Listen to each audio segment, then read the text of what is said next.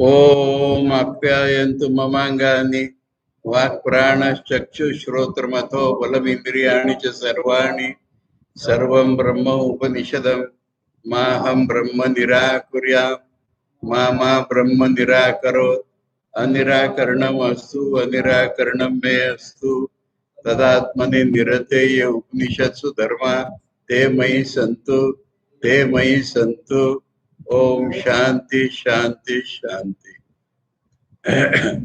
कल हम लोगों ने छांदोग्य उपनिषद के पहले अध्याय में दूसरे खंड को भूमिका बताई थी आपको एक प्रकार से, और इस प्रकार से बताई थी कि एक एक इंद्रिय हमारी किसी देवता से कनेक्टेड हो सकती है, पर मुख्य प्राण हमारा ब्रह्म से ही कनेक्टेड है। ब्रह्म का जो सगुण रूप है या हिरण्यगर्भ हम जिसको कहते हैं, वही हमारे मुख्य प्राण की अनुग्राहक देवता है। और हमारा जो मैं बोध है उसी से प्राण चलते हैं हमारे, और ये मैं बोध हमारा डायरेक्टली हिरण्यगर्भ का ही मैं बोध है। ये अब इसको हम एक दूसरी प्रकार से भी देख सकते हैं, पढ़ने के बाद शुरू में ही देख ले दूसरे प्रकार से। मैंने इसमें क्या आ रहा है मालूम है ना? नहीं, अच्छा कहानी पढ़ के भी बताए नहीं, यानी देवताओं और असुरों की झगड़ा है। तो देवताओं ने सोचा है, मैं पहले कहानी का गोचार बता देता हूँ। देवताओं का और असुरों का संग्राम चल रहा है। तो देवताओं ने सोचा कि हम अगर उद्गीत की उपासना कर लेंगे तो हमारा जोर बढ़ जाएगा। अभी उद्गीत की उपासना, ओंकार की उपासना मान लो, वो नाक में कर रहे हैं, कान में कर रहे हैं, मुंह में कर रहे हैं, इत्यादि इत्यादि इत्यादि। और जहां जहां करने जा रहे हैं उसको असुर लोग पापी युद्ध कर। फिर उन्होंने सोचा कि ऐसा नहीं चलेगा, ओंकार की उपासना मुख्य प्राण में करेंगे। और मुख्य प्राण में जब उन्होंने ओंकार की उपासना की तो असुरों ने मारा उसको, और वो जैसे मिट्टी का ढेला पत्थर पे लगे ऐसे फूट गया, कुछ नहीं कर पाया असुर उसको। ये कहानी मुख्य प्राण की कहानी अनेक प्रकार से आती है ना, ये यहाँ पर इस प्रकार की कहानी। अब इसे हम प्रैक्टिकल लाइफ में क्या समझेंगे बताओ?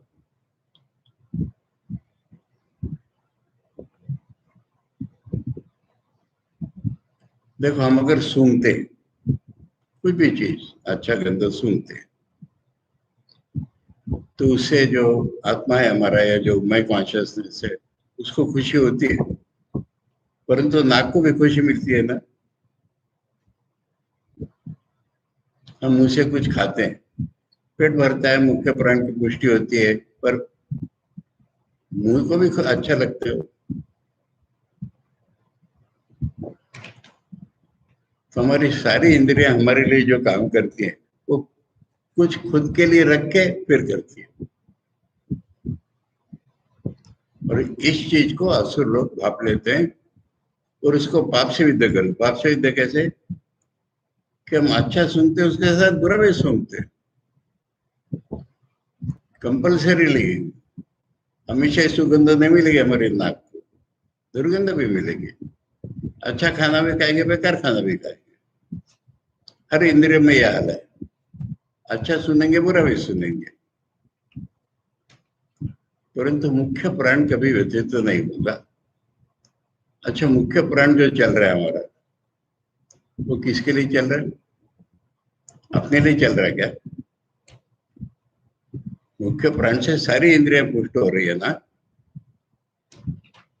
मुख्य प्राण अपने लिए तो चल ही नहीं रहा, सारे सिस्टम को जीवंत रख रहा है, सारी इंद्रियां पुष्ट हो रही है उससे।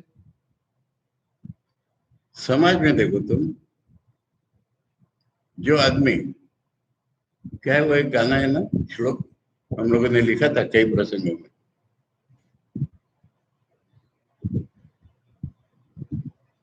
एते सत्पुरुषा परार्थ घटका स्वार्थान परित्यज्य सामान्यस्तु परार्थम उद्यम वृत्ता स्वार्था विरोधेन ये। हे मी मानुष राक्षसा परहितम स्वार्थाय घ्नन्ति ये तु घ्नन्ति निरर्थकम परहितम ते के न जानी मैं। सत्पुरुष वो होते हैं जो अपना स्वार्थ छोड़ करके दूसरे की भलाई करते हैं, और सामान्य लोगों का नियम है स्वार्थ को ठीक रखे, जितना हो सके दूसरे की भलाई कर दी, और स्वार्थ के लिए दूसरे का नुकसान करते हैं, ये तो राक्षस है। और जो बेकार में दूसरे का नुकसान करते हैं उनको नाम ही नहीं हमारे पास। ये श्लोक स्वामी जी ने कोट किया है, कहां पढ़ रहे थे हम लोग, कर्मयोग में। तो ये सत्पुरुष होते हैं, ये लेसन इससे हमको मिलेगा कि थोड़ा मेरे लिए रख लो, मैं को रख करके जो भी भलाई करूं, ये करूं, वो करूं, वो पाप भी करेगा, क्योंकि स्वार्थ उसका अगर प्रबल हो जाएगा तो। और जो स्वार्थ नहीं रखेगा, महापुरुष, वही समाज की भलाई करता है। नारद जी ने कहा है मुख्य भक्त के बारे में, यही समाज को बचाते हैं, राजा लोग नहीं करते कुछ। राजा को लगता है मैं राज्य चला रहा हूं, मैं समाज को चला रहा हूं, राजा लोगों से नहीं समाज चलता। भूमि सना था भूमि भवती, और स्वामी जी ने भी ये चीज बोली है कि अगर ऐसे भारत में अगर ऐसे 100 लोग आ गए तो पूरा भारत बच गया, और ऐसे लोग जिस देश में खत्म हो जाएंगे वो देश नष्ट हो जाएगा, स्वामी जी का। तो इस ब्रांड संवाद से हम ये लेसन भी ले रहे हैं। पढ़ते चलो, बहुत से लेसन मिलेंगे। जो उपनिषद की कहानियां है ना, पुराणों की कहानियों में लेसन ढूंढने पड़ते हैं, परंतु उपनिषद की कहानियों में लेसन बड़े स्पष्ट होते हैं, देखना होता है हमको। देवासुर वै यत्र संयतिरे उभये प्राजापत्याः तद् देवा उद्गीतम् आजहुरु अनेन एनान् अभिभविष्याम इति। प्रसिद्ध है कि देवताओं और असुरों में युद्ध हुआ। दोनों ही प्रजापति के बेटे। तब देवों ने सोचा कि हम अगर उद्गीत की उपासना करेंगे तो हम जीत जाएंगे, उद्गीत की उपासना करें हम, इसी से हम इन लोगों को हरा देंगे, ये देवताओं ने सोचा। अब शुरू करो। इसे पहला लेसन क्या मिलता है? आचार्य तो कहेंगे एलेगरी। समाज देखो, समाज में जो अच्छे लोग हैं ये कभी लड़ने जाते हैं किसी से? पुराणों में देवता है, ये कभी असुरों से लड़ने गए? पर असुरों का ये धर्म है देवताओं पर आक्रमण करना। आज पूरे विश्व का, भारत का, जहां का भी हो इतिहास खोल के देखो, अच्छे लोग दूसरे को मारने की कोशिश नहीं कर रहे। बुरे लोगों को ये नजर में चुभता है कि कोई अच्छा क्यों। सब जगह देखोगे तुम,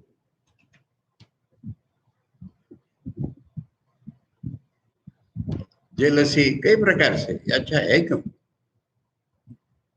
पुराणों में देखो, पुराणों में या हमारे पुराने ग्रंथों में देखो, ये यज्ञ करेंगे, असुर लोग नष्ट करेंगे उसको।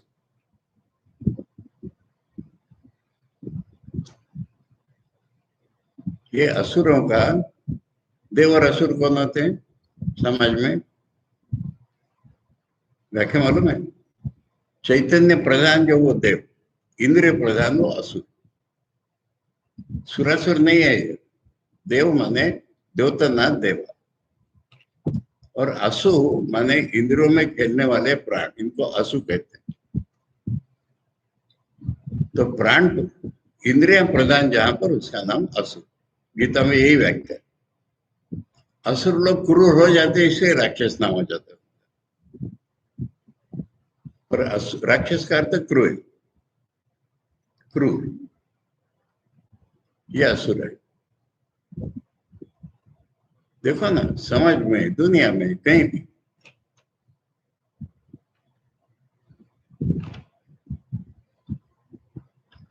और ये अच्छे लोगों की ये वीकनेस है।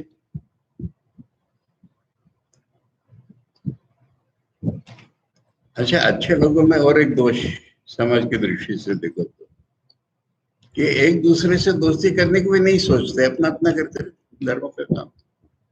असुर लोग ग्रुप बनाएंगे और मारेंगे।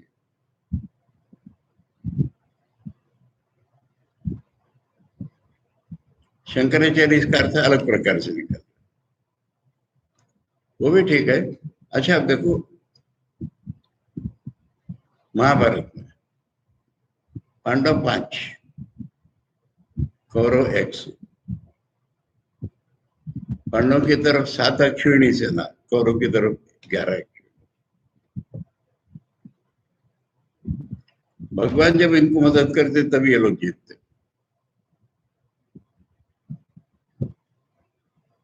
तो अपने में देखो, हमारे सारे इंद्रियों में, मन में, सब जगह प्रवृत्तियां हैं। कुछ प्रवृत्तियां शास्त्र अनुमोदन कर रहा है, ठीक है। जैसे अभ्युदय की साधना देख रहे थे हम लोग, अभी अभ्युदय की साधना में दूसरे को मारने वारने का तो ही नहीं कहीं ना, ठीक है, करो। परंतु शास्त्र को न मानने वाले हमारे में इंस्टिंक्ट्स बहुत है, वो ज्यादा है। प्रयत्न पूर्वक हमको शास्त्र की ओर अपने को मोड़ना पड़ता है, कर्म कांड में भी, ज्ञान कांड में तो अलग ही। और ये युद्ध हमारा सनातन चल रहा है।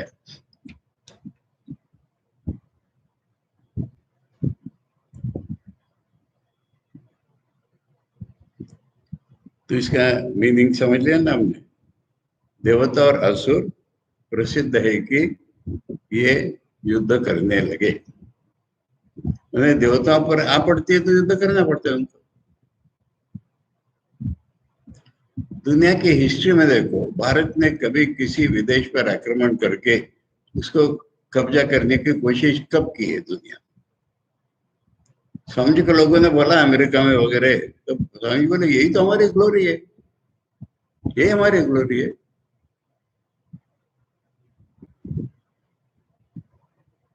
बाकी लड़े आपस में।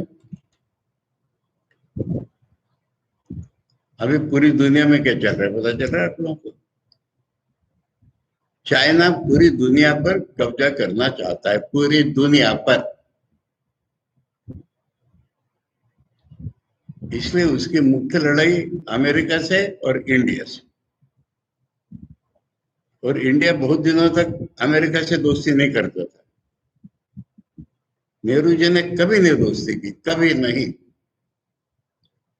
रशिया और, अब तुम लोग को इतिहास थोड़ा बताऊं, चीन जो इतना पावरफुल हुआ है, इसके मूल कारण में कौन है मालूम है? जवाहरलाल नेहरू। चीन को राष्ट्र में मान्यता ही नहीं मिल रही थी, जवाहरलाल नेहरू झगड़ा कर करके मान्यता दिली।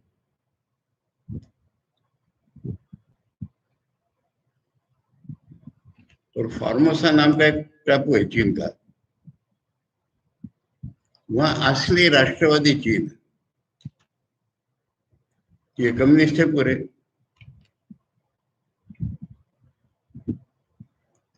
अब उनको, चीना बड़ा था, मैंने उनको वीटो पावर भी मिल गया, परमानेंट मेंबर हो गए। भारत नहीं परमानेंट मेंबर, 5 देश परमानेंट मेंबर है। मालूम है यूएनओ के थे? कुछ भी नहीं मालूम। मैंने इसमें से कोई भी एक ना कहेगा तो नहीं कर सकते, बस वीटो पावर।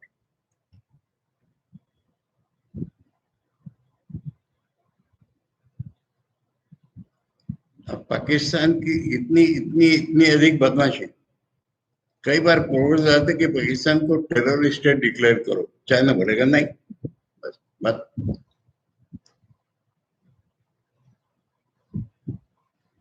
और ये सिद्ध हो चुका है, न्यूज़पेपर कुछ बोले न बोले, 5 साल पहले से प्लान है ये। बायोलॉजिकल वॉरफेयर चाइना ने बनाया है, कोरोना वुहान नाम की लेबोरेटरी है, उसमें बन रही है। और पहले जब फैलाया, हम लोग बड़े गर्वित थे कि भारत में कुछ इफेक्ट नहीं हो रहा, भारत में कुछ इफेक्ट नहीं हो रहा, कुछ भी नहीं, निग्लेजिबल। अमेरिका में, वेस्टर्न कंट्रीज में बहुत नाश हो गया। तब चाइना ने उसकी दूसरी वैरायटी निकाली, इंडिया स्पेसिफिक, तब इंडिया का नुकसान हो रहा है।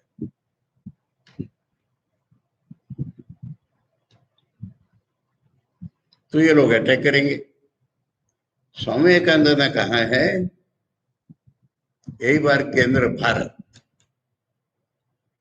युद्ध होगा, क्रिश्चियन लोगों में और मुसलमान लोगों में युद्ध होगा, और हिंदू विली नीली उसमें खींचे जाएंगे। समझे का स्टेटमेंट है ये।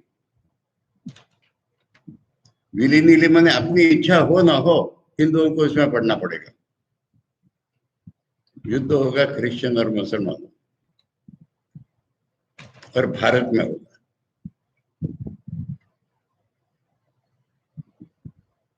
यार खैर, मैंने समाज है। अब तो इसका थोड़ा सा और एक चित्र देखो, साकारवादी निराकारवादी।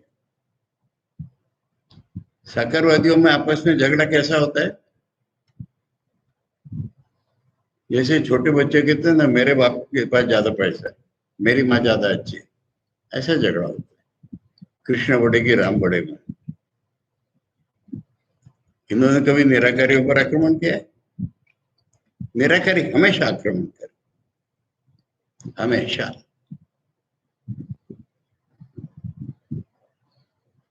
ये उसका एक रूप है।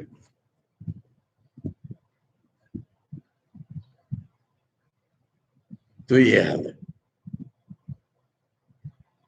कि संग्राम हो रहा है, दोनों प्रजापति के ही बेटे हैं। प्रजापति माने वैश्विक में जो मैं है ना, इसी के हम लोग बेटे, और किसके? अब प्रजापति हमें कौन है? विज्ञानमय कोश। तो सारी इंद्रिय प्रवृत्तियां तो इसी के बेटे हैं ना, अच्छी बुरी दोनों। झगड़ा चल रहा है। अब इसमें दो चीजें, देवता अगर गलती से सोचें, ऐसे समाज में एक चल रहा है ना, हम भी उनके जैसे बन के उनको मारेंगे, तो उनके जैसे बने के मारे गए। देवताओं ने असुर नहीं बनना है, देवताओं ने अपनी अनसेल्फिशनेस बढ़ाना है, अपने गुण बढ़ाना है, ये उपाय होता है। देवासुर संग्राम का एक चित्र मालूम है ना? कौन हो? इंद्र और चल रहा है असुरों से झगड़ा, उनका कोई एक विशेष असुर। अब देवता लोग ऐसे अनसेल्फिश तो है, पर सेल्फिश भी भोगिए। उनको किसी ने क्या बताया मालूम है? पुरानी हिस्ट्री कुछ, सबसे अनसेल्फिश जो होगा उसकी हड्डियों से इंद्र वज्र बनाएगा। नहीं, तुम लोग सफिशिएंटली अनसेल्फिश नहीं हो। तभी किसके पास गए? हाँ, दधीची ऋषि के पास। दधीची ने कहा ठीक है, अगर मेरी हड्डी काम आती है, मैं समाधि से शरीर छोड़ देता हूँ, तो मदन मेरे हड्डी से।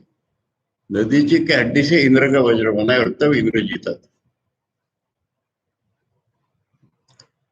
So the solution is not in becoming selfish. Solution is becoming more unselfish. ये यहाँ पर है कि हम उद्गीत करेंगे, हम ओंकार की उपासना करेंगे, उससे हमारी शक्ति बढ़ेगी, तभी लोग नहीं हरा पाएंगे। अब उसके अंदर भी जैसे मैंने बोला, कि नाक कान आंख इन लोगों का ये काम नहीं है। इन लोगों का ये काम नहीं है क्योंकि कुछ सेल्फिश होते हैं, कुछ अनसेल्फिश होते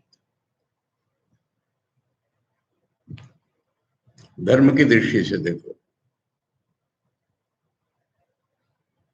क्रिश्चियनिटी ने जब हमारे भारत पर आक्रमण किया, उसका प्रतिकार करने के लिए कौन मिले, कौन बने? ब्राह्मण समाज, आर्य समाज और मुंबई की तरफ एक प्रार्थना समाज। इन लोगों ने क्या किया? वो लोग मूर्ति पूजा पर अटैक करते, तो इन्होंने कहा मूर्ति पूजक थे ही नहीं है, बाद में आ गया है, ये वैसा हो गया। मैंने आधा उनका मान लिया और उनसे प्रतिकार किया। इससे जवाब नहीं हो रहा था, कुछ रुका, पर ये जवाब नहीं हो रहा था। तब रामकृष्ण खड़े हुए। जैसा हिंदू धर्म है उसमें से एक भी बुराई है, बुराई है, उसको निकालेंगे हम, पर मूर्ति पूजा बुरी ऐसे मत दो।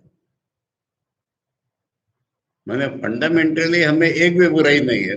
इसमें व्यवहार में बुराई आ जाती है, सेल्फिश हो जाता है आदमी, तो नकली आ जाता है, तो नकलीपना निकालो। पर हिंदू धर्म एज ए होल पोषण करके दिखाया, ये प्रतिकार है, ये जवाब।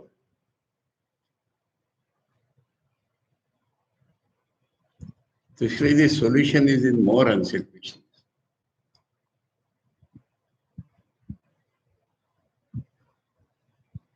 ठीक है, भाष्य पढ़ा चल। देवासुरा देवास्य असुरांच देवा दिव्यते द्योतनार्थस्य शास्त्रोद्भासिता इंद्रिय वृत्तया। देव मने दीप्यते, चमकता है, द्योतनार्थस्य यानी प्रकाश का ये शब्द है। शास्त्रोद्भासिता इसका अर्थ है शास्त्र ने जिसको उद्भाषित किया है, इंद्रिय वृत्ति। जिन इंद्रिय वृत्ति को शास्त्रों ने उद्भाषित किया है, शास्त्रों ने प्रकट किया है, शास्त्रों ने उस पर लाइट डाला है, वो इंद्रिय वृत्तियां देवता कहलाएंगी। असुरा तद विपरीत, इसके उल्टे जो है वो असुर है। स्वे स्वेषु असुषु विश्व विषयासु प्राणन क्रियासु रमणा, ये असुरों की डेफिनेशन हो रही है। अपने अपने जो विषय है इंद्रियों के, विश्व विषयासु, इन्फिनिट वैरायटीज। अरे खाने में तो 6 रस है ना, रोज एक रेसिपी निकलेगी, इसमें वो मिलाओ, इसमें ये मिलाओ, इसमें ये मिलाओ, तेल ज्यादा डालो। हर इंद्रिय में इन्फिनिट वैरायटीज ऑफ भोजन, विश्व विशेष। अपने अपने असुषु मैंने प्राणों के लिए, विश्व विषयासु प्राणन क्रियासु, प्राणन क्रिया मैंने खाली श्वास लेना नहीं, उसको भोग करना, रमणा, इसमें रमे हुए हैं। कौन? तद विपरीत स्वाभाविक तमात्मिका इंद्रिय वृत्तया, जो स्वभाव में होती है, शास्त्र में नहीं होती, मनुष्य के स्वभाव में होती है, तमोमय है वो, अंधकार में, ये इंद्रिय वृत्तियां, ये असुर है। शास्त्रोद्भाषित इंद्रिय वृत्तियां देवता हैं, और उसके विपरीत जो अपने अपने भोग के लिए लगी हुई है, शास्त्र का नहीं मानती, ये इंद्रिय वृत्तियां हमारी असुर। ह वाइति पूर्व वृत्तोद्भाषको निपातो, ह वही, वह मैंने वही है, ये सब पहले हो गया है, इसका कथा सुना रही है। यत्र यस्मिन् निमित्ते इतरेतर विषयापहार लक्षणे संजयति रे, इसमें इतरेतर विषयापहार बोला है, पर देवता असुरों का छीनने नहीं जाते। असुर छीनने आ रहे तो ये लड़ रहे, तो इसमें आचार्य देखकर एक दूसरे के चीजें छिनाने के लिए झगड़े। संपूर्वस्य यतते संग्रामार्थत्वम, संयेतिरे है ना, यतिरे माने कोशिश की गए आचार्य कह रहे सम लगा के जहाँ यतिरे आता है इसका अर्थ युद्ध ही होता है। संग्रामम कृतवंत इत्यर्थ। शास्त्रीय प्रकाश वृत्ति अभिभवनाय प्रवृत्ता। देखो, शास्त्रीय जो प्रकाश वृत्ति है उसको पराजित करने के लिए स्वाभाविक तमो रूपा इंद्रिय वृत्तियों असुरा। दोबारा का जो स्वाभाविक इंद्रिय वृत्ति है तमोगुणात्मक वो असुर है। तथा तद्भिर विपरीता शास्त्रार्थ विषय विवेक ज्योतिरात्मा नो देवा। असुर से उल्टे जो है, जो शास्त्र के अनुसार विवेक करके विषय सेवन करते हैं ज्योतिरूप, ये देव है। स्वाभाविक तमो रूप असुरा विभवनाय प्रवृत्ता। जो स्वाभाविक तमोवृत्ति वाले असुर हैं उनको हराने के लिए देवता कोशिश कर रहे हैं। इति अन्योन्य अभिभवत भव रूपा, एक दूसरे को पराजित करने वाले ऐसे डटे हुए हैं। पहले असुर लोग देवता को हराने के लिए, देवता लोग अपने को बचाने के लिए। संग्राम एवं सर्व प्राणीषु प्रतिदेहम देवासुर संग्राम अनादिकाल प्रवृत्त इति अभिप्राय। प्रत्येक व्यक्ति में यह देवासुर संग्राम अनादिकाल से चल, यही ह वही का अर्थ हो गया। स यह श्रुत्या आख्यायिक रूपेण, उसी को श्रुति ने स्टोरी बना ली। धर्मा धर्मोत्पत्ति विवेक विज्ञानाय, मैंने धर्म क्या और अधर्म क्या ये विवेक हमें उत्पन्न करने के लिए स्टोरी बनाएगी। कथ्यते प्राण विशुद्धि विज्ञान विधि परतया। सबका मतलब है कि हमारी चित्त शुद्धि करते हैं, इसके लिए ये मेथड सिखाई। अतः उभयपि देवासुरा प्रजापतिरपत्यानि इति प्राजापत्य। प्रजापति क्या पत्नी है? प्रजापति कर्म ज्ञान अधिकृता पुरुषः। जो पुरुष कर्म भी कर सकता है या ज्ञान के तरफ जा सकता है वो हो गया प्रजापति। पुरुष एव उक्तम अयम एव एष महान प्रजापति इति श्रुत्यंतरात्। ये इसी उपनिषद में ये है वेदों में कि जो पुरुष जो है ये प्रजापति है, कर्म भी करता है ज्ञान भी करता है। तस्य शास्त्रीय स्वाभाविक कर्ण वृत्तयो विरुद्ध अपत्यानि एव तद उद्भवत्वात्। अब इसमें जो शास्त्रीय वृत्ति और स्वाभाविक वृत्तियां हैं ये दोनों, ये जो पुरुष से उत्पन्न हुई है ना, इसलिए उसी के बेटे कहा गया है। मैंने मैं कॉन्शियसनेस से अच्छा बुरा सब निकला है ना। तत्रोत्कर्ष अपकर्ष लक्षण निमित्ते देवा, एक दूसरे को हराना के लिए देवा उद्गीतम उद्गीत भक्ति उपलक्षितम औद्गात्रम कर्म आजवरु आरतवंता। आचार्य का कहना है कि खाली ओम नहीं किया उन्होंने, उद्गीत से लक्षित जो भी कर्म है यज्ञ हो गए वो सारे किए। तस्यापि केवलस्य आहरण असंभवात, मैंने खाली कोई कर्मांग चल रहा है ना, खाली कोई ओम की उपासना नहीं करता है, ओम की उपासना सहित जो कर्म है वो सब करता है। ज्योतिष्टोम आदि आरुतवंत, ज्योतिष्टोम इत्यादि हवन करने लगे। इति अभिप्राय। तद किमर्थम आचरो, क्यों ऐसा कर रहे हैं? इति उच्यते अनेन कर्मणा एनान असुरान अभिभविष्य। ये कर्म करके हम समर्थ हो जाएंगे, असुरों को हरा देंगे। इति एवं अभिप्राय संता, ये मतलब था उनका। देह नासिक्यम प्राणम उद्गीतम उपासन चक्रिरे।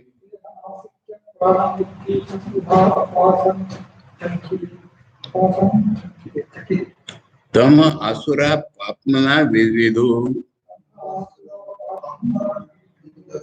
तस्मात् तेन उभयम जिग्रति।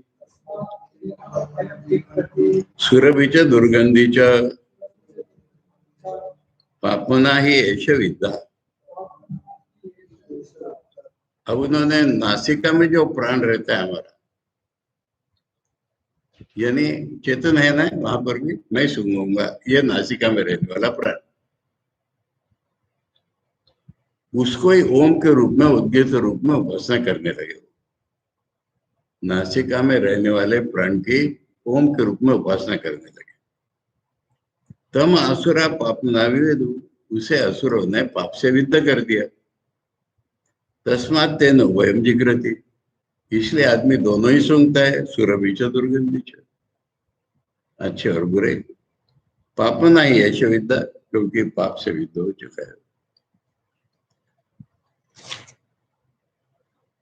यदा च तद उद्गीतम कर्मा ईर्ष तदा, माने उस तरह के उद्गीत कर्म करने वाले जब थे तब, तेह देवा नासिक्यम नासिकायाम भवम प्राणम चेतनावंतम घ्राणम, नासिका में रहने वाला प्राण माने चेतना वाला घ्राण इंद्रिय, मैं सूंघूंगा, ये चेतना वाला घ्राण इंद्रिय। घ्राणम उद्गीत कर्तारम उद्गातारम उद्गीत भक्तया उपासन चक्रिरे,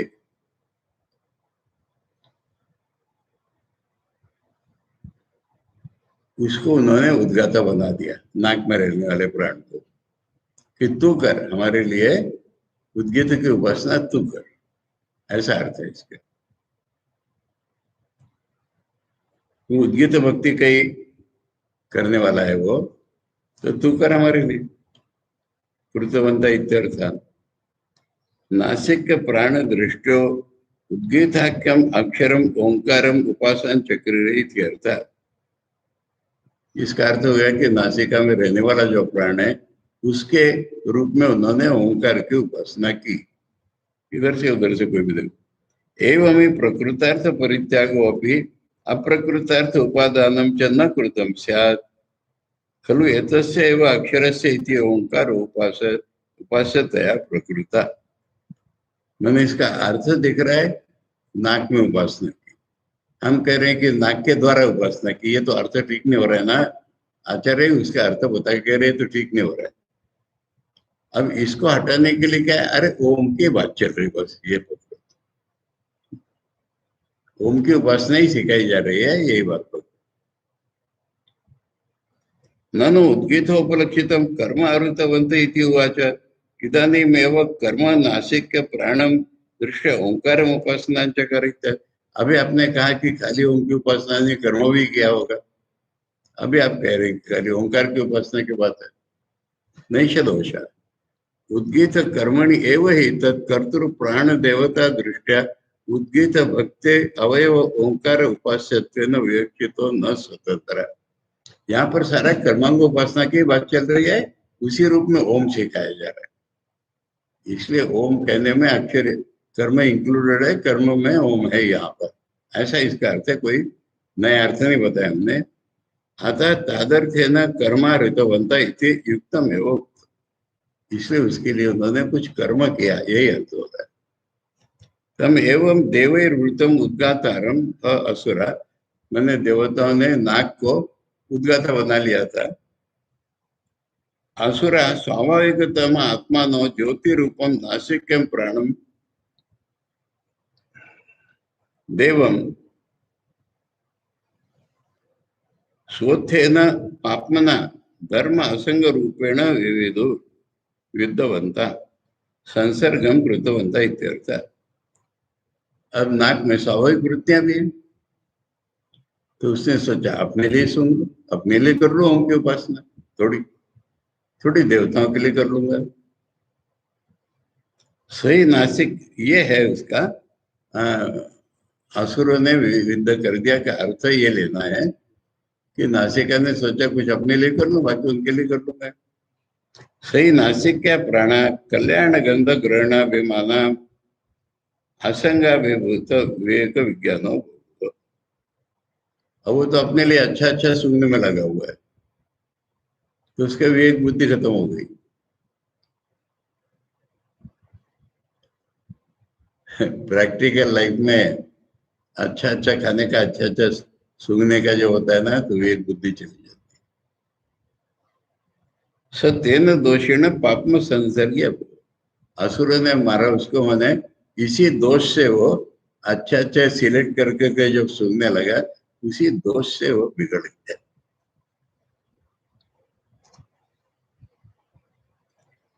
तद इदम उत्तम असुरा पापमना विदु, इसी को बोला है असुर ने पाप से भर दिया उसको। यस्मात् असुरेण पापमना विद्या तस्मात् तेन पापमना प्रेरितो ग्रहण प्राणो दुर्गंध ग्राहक प्राणी। इसलिए एक बार प्राण पाप से विद्ध हो गया, फिर वो गंदा भी सूंघने लगे। अतस्तेन वयम जिग्रति लोकः सुरबीज दुर्गंधि च पापमना येषे स्मद विद्या उभय ग्रहणम अविवक्षितम। आचार्य कह रहे यहाँ दोनों सूंघा ये मतलब नहीं है, अच्छा तो सूंघ रहा था पर बुरा भी सूंघ ले ये बताना।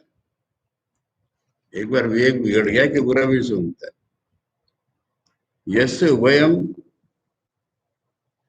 हविर आरतीम आर्चति इति यद्वत्,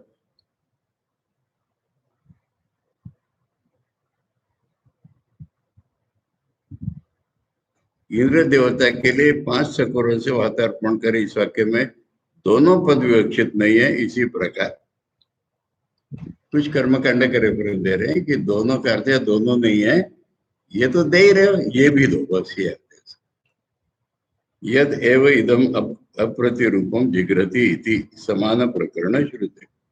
किसी प्रकार का प्रकरण बृहदारण्यक में है और उसमें गंदा सूंघने के ही बताएगी। ठीक है। अथ वाचम उद्गीतम उपासन चक्रिरे ताम असुरा पापमना विविदु तस्मात् तया उभयम वदति सत्य च अनृतम च पापमना येषा विद्या। अब उन्होंने फिर वाणी से ठीक किया कि वाणी उद्गान करेगी। अब वाणी को भी असुर ने पाप से भर दिया, तो इसलिए वाणी कभी सत्य भी बोलती है, कभी झूठ भी बोलती है, क्योंकि पाप से विद्या हो गई। सेल्फिशनेस आई कि बिगड़ जाता है, ये कहना पड़ता। अथ चक्षुरुद्गीतम उपासन चक्रिरे तद असुरा पापमना विविदु तस्मात् तेन वयम पश्यति दर्शनीयम च अदर्शनीयम च पापमना ही एतद विद्यम। तो उन्होंने आंख को उद्गाता बना लिया, उसको असुर ने पाप से युद्ध कर दिया, तो अच्छा भी देखता है बुरा भी देखता है, क्योंकि पाप से भर गया है। आंख जब सिलेक्टिव काम करने लगती है तो बिगड़ जाती है। अथ श्रोत्रम उद्गीतम उपासन चक्रिरे तद असुरा पापमना विविदु तस्मात् तेन उभयम शृणोति श्रवणीयम च अश्रवणीयम च पापमना येन द्वितम। कानों से कह दिया उद्गाता बन जा, असुर ने उसको विद्ध कर दिया। वो अच्छा भी सुनता है बुरा भी सुनता है, क्योंकि पाप से विद्ध है। अथ मन उद्गीतम उपासन चक्रिरे तद असुरा पापमना विवेदु तस्मात् तेन उभयम संकल्पयते संकल्पनीयम च असंकल्पनीयम च पापमना ही एतद विद्यम। अब उन्होंने सच्चा मन को बोल देते तुम करो उपासना, उसका असुर ने विद्या कर दिया, तो मन अच्छा भी सोच लेता है बुरा भी सोच, क्योंकि पाप से युद्ध हो गया। ये सबको मिलकर के आचार्य भाष्य कर रहे हैं। मुख्य प्राण से उपास्यत्वाय तद विशुद्धि तद विशुद्धत्व अनुभवार्थ एवं विचारा श्रुत्या प्रवर्तिता। बताना है कि मुख्य प्राणी ठीक कर पाएगा, इसको बताने के लिए श्रुति ने ये कहानी बनाई है। अतः चक्षुरादि देवता क्रमेण विचार्य असुरेण पापमना विद्या इति उपयुज्यते। इसलिए बारी बारी से अलग अलग ला रहे हैं और असुर लोग पाप से युद्ध कर रहे हैं। समान मन, बाकी तो सब में समान ही है। अतः वाचम चक्षु श्रोत्रम मन इत्यादि अनुक्ता भी अन्य तो ग्रसनादि देवता द्रष्टव्य। इसको छोड़ करके भी जो नहीं बोला होगा वो सब मान लो, हाथ से उठाना, पैर से चलना, सब मान लो। खाना एवं वो खलु एता देवता पापम भी इति श्रुत्यंतर। क्योंकि इसी तरह का वृत्तांत बृहदारण्यक में उसमें बोला है सारे देवता ऐसे पाप से युद्ध हो। अतः य एव अयम मुख्य प्राणः तम उद्गीतम उपासन चक्रिरे तम आसुरा ऋत्वा विवध्वम।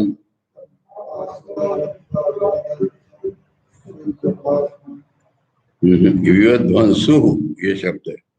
तम आसुरा ऋत्वा विवध्वंसु यथा अश्मानम आखणम ऋत्वा विध्वंसेत। अब ये जो मुख्य प्राण है इसको उन्होंने उद्गाता बनाया। उसको असुरों ने मारने की कोशिश की तो जैसे मिट्टी का ढेला पत्थर से टकराता है ऐसे असुरों का प्लान फेल हो गया। कर इसको बताने के लिए बाकी सब कला है। असुरेण विद्धत्वात् ग्रहणादि देवता अपोह्य। असुर लोगों ने पापमा युद्ध कर दिया, इसलिए ग्रहणादि देवताओं को छोड़ दो। अथ अनंतरम यह एव अयम प्रसिद्धो मुखे भवो मुख्य प्राण। मुख में रहता मुख्य प्राण। तम उद्गीतम उपासन चक्रिरे। तम असुरा पूर्ववत ऋत्वा प्राप्त, मैंने उसके सामने आके असुरों ने विध्वंसु विनष्टा अभिप्राय मात्रेण अकृत्वा किंचित अभी प्राणस।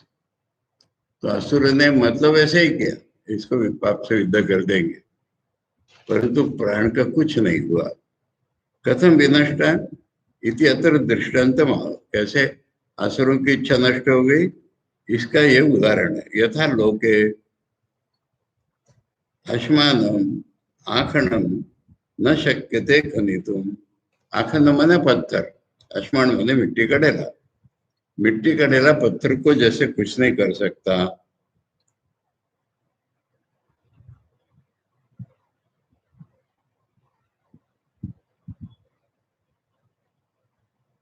अच्छा ये जो आखण शब्द है ना, विशिष्ट प्रकार का पत्थर है, ग्रेनाइट स्टोन है।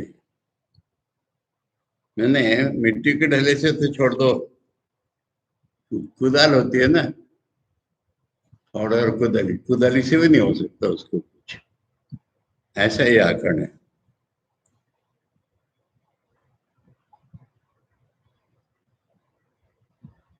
टाकियों से भी छिन्न न किया जा सके। जो टाकिया मैंने छेन्य हथौड़ा, छेन्य हथौड़े से भी नहीं होता इसको कुछ। आखना ये उस पत्थर का नाम है आखण। आखण एवं आखण, वेदों में अखण का आखण हो गया।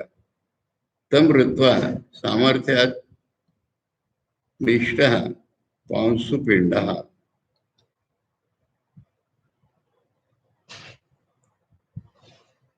मैंने उसको प्राकर के पाषाण की ओर फोड़ने के अभिप्राय से फेंका हुआ मिट्टी का ढेला। श्रुत्यंतरात आश्मनि क्षिप्त अश्म वेदनाभिप्रायण।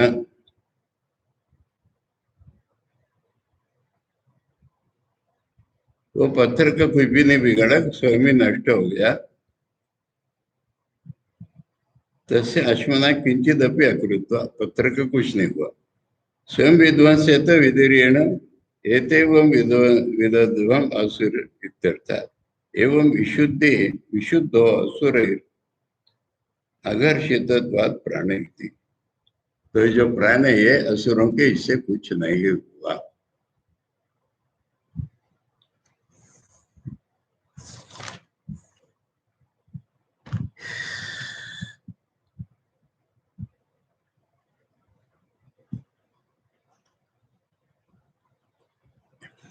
एवं यथा आश्मानम आखणम कृत्वा विध्वंसत।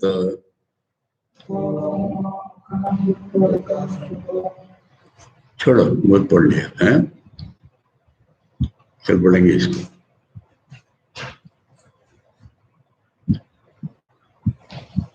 ओम अप्यायन्तु ममांगानि वाक् प्राणश्चक्षु श्रोत्रमतो बलम इंद्रियाणि च सर्वाणि सर्वं ब्रह्म उपनिषदम् माहं ब्रह्म निराकुर्याम् मा ब्रह्म निराकरोत्।